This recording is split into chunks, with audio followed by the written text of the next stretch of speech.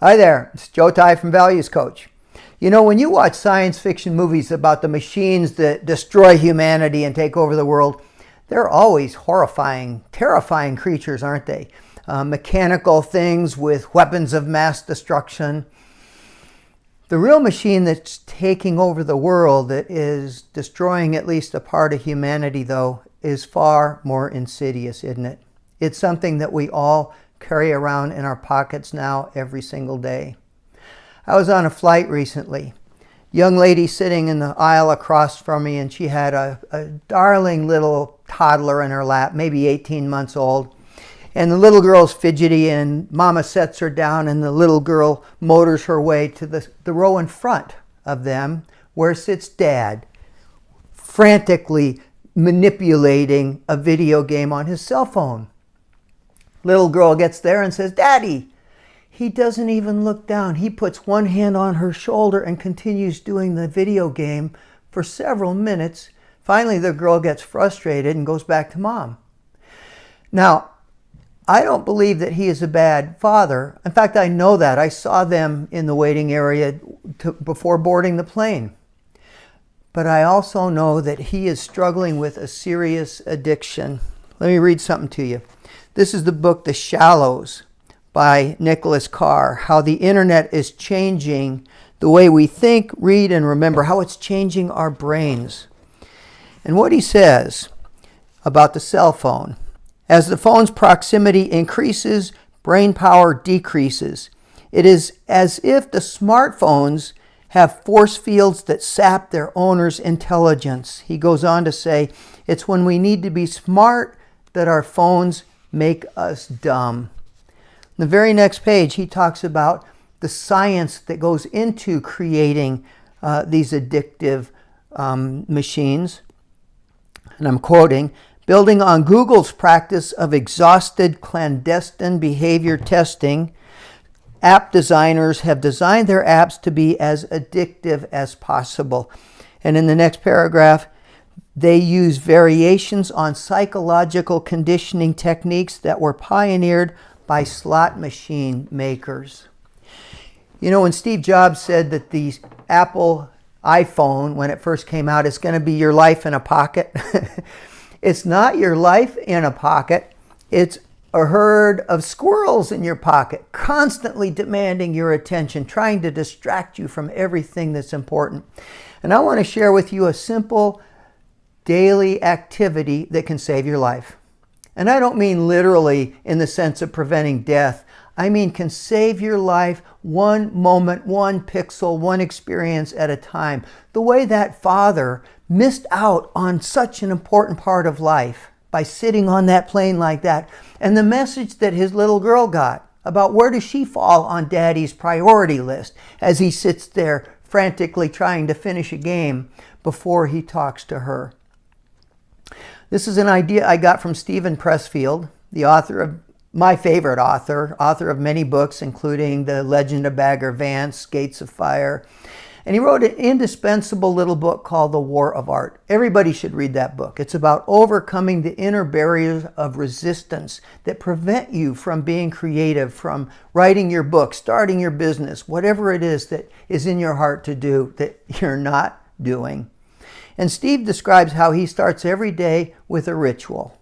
So I want to share with you how I start my day, what my ritual is. I begin by turning my hourglass. This reminds me I've got 1 hour to work on something that's important to me. I take this rock, which I picked up on a desert hike, and it represents, it sure looks like, the inner fears and other barriers that cause me to procrastinate, to be distracted, to not do my work. And I wrap it with Wednesday's promise from the Self-Empowerment Pledge, the wristband that says determination. And the promise says, I will do the things I'm afraid to do, but which I know should be done. Sometimes this will mean asking for help to do that which I cannot do by myself. I light my cup of joe candle that my good friend Michelle gave me. I have a little circuit breaker. You know what a circuit breaker is? If a circuit gets overloaded, it pops. So if I find myself mentally wandering, if I find myself giving in to anxiety or the other barriers, I pop it, and then I consciously reset it and set it down. It's something we call metaphorical visualization. Why is it so hard to talk back to negative self-talk? Well, because you don't know who's talking. How do you talk back to a disembodied voice? So we teach people how to create a little mental vandal up there and then clean up the mess with a janitor in your attic. This is another version of that. It's a simple metaphor, the circuit breaker. And then I have my gong. This lets me know that my hour has started. I'll stop it for now. And I hit it again when my hour is finished. And if I have more to do, I'll just do the process again. And then I read my word for the year. And I mean, I do this literally. I write it out on a card. My word for this year is focus. Don't look it up. It's the word I made up. It's the marriage of the words focus and finish. It means focus on your number one goal, what's really important, and then finish. Don't get up before you have finished. And you may notice the letters DDQ, direction, deflection, question, is what I'm about to do right now going to help me achieve this goal? And if the answer is no, what would I do? And then on the back side, I have my horoscope. Notice that I didn't say horoscope. Why would I trust a weird stranger with a crystal ball with something as important as how my day is going to go? I write it myself. I do it the night before. Here's my horoscope for this day. The idea that frightens you so terribly is the one you must pursue. It scares you because it is so big that the only way you can achieve it is by becoming a bigger person yourself. And you cannot do that without help, a lot of help. That help will come from out of the blue when you are ready for it. So today, start planting the seeds. I'll tell you what that idea is, by the way. We have something we call the Pickle Challenge for Charity. We raise money for charities chosen by the organization doing it. By turning complaints into contributions, we've raised over $100,000 for various charities. We are now in the midst of the worst healthcare crisis I've seen in more than 40 years in working in hospitals and healthcare. And it is especially a challenge for caregivers struggling with burnout and depression and even PTSD. And so we're going to take that Pickle Challenge for Charity and we're going to try to raise many millions of dollars and, more important, raise public awareness of this impending mental health care crisis among caregivers, so that when you go to the hospital, there will be somebody there who is emotionally fit and able to take care of you. And then the last thing I do, you may have noticed my little friend Scrappy here, another form of metaphorical visualization. Scrappy is my little squirrel, and I let him out, but when I have work to do, I tell him, hey Scrappy, sorry, got to put you away for an hour here. And I set him in his cage. I do this literally, quite literally. I lock the cage. I put a sign on it saying, do not disturb. The author's at work here. And I have a birdcage hanger that I hang in the corner. Again, it's a simple little thing, but it is my reminder that Scrappy for the next hour is not allowed to be in my pocket because I have work to do.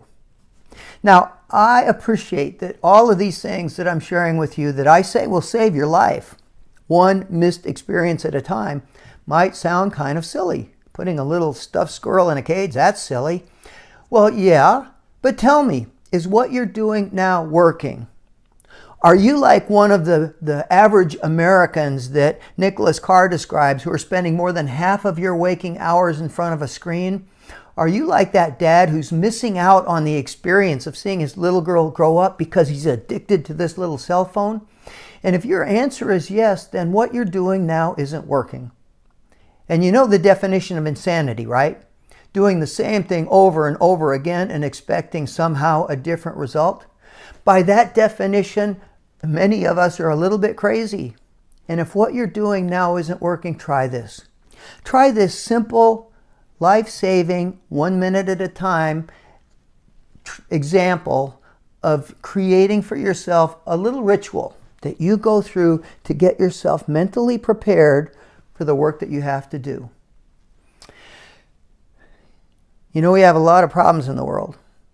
We need you helping to work on those problems, not checking email and doing social media.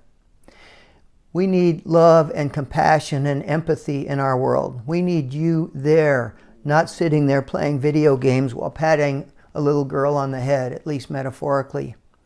We need you. As Steve Pressfield, at the end of his book, The War of Art, says, we need your very best. Give it to us. And to do that, you have to stay focused. Focus on what's really important and finish your work.